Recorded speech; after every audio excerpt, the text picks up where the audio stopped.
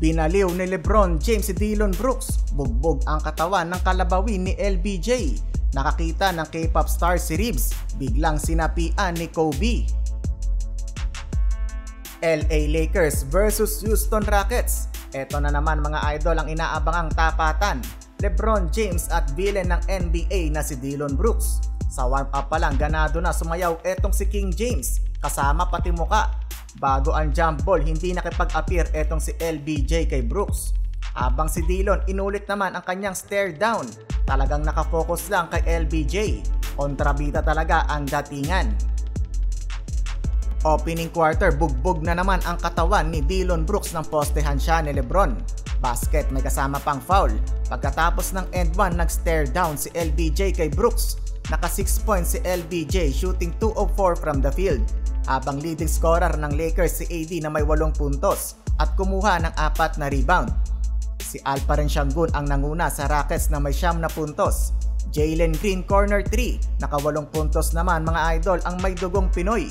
Habang si Brooks medyo tahimik pa ang presensya, naglista lamang ng 4 na puntos. Lamang ang Rockets pagdating sa field goal percentage, 59% sa 39 ng Lakers. 30-25 lamang ang Rockets. Second quarter, 12-2 run para sa Lakers. Butata si Van Vliet kay AD. Sabay slam dunk naman sa kabila si Austin Reeves. Nabuhayan na si AR-15, inatake si Alperen Sengun. Nakuha ng Lakers ang momentum sa laban. Eto na ang inaantay ng Lakers, ang bumalik ang sigla ni Austin Reeves. Bigla na lang sinapian mga idol, 15 points. Still sabay malarondo na behind the back fake pass. LeBron James na baliw na mga idol, nag 360 sa ere. Halos mabuang si Jackson Hayes at Christian Wood. 31-8 run para sa Lakers. 44-60 lamang na ang Lakers. Third quarter kaya pala ginanahan si Reeves mga idol, nanonood pala ang K-pop star na si Yuki. Kaya pala malakobi na naman ang galawan ni Reeves. Cam Reddish full steam sa fast break. Tuloy pa din ang momentum hanggang third.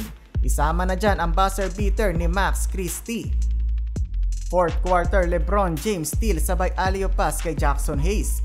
8-minute mark, nagkaroon ng konting girian sa pagitan ng Lakers at Rockets.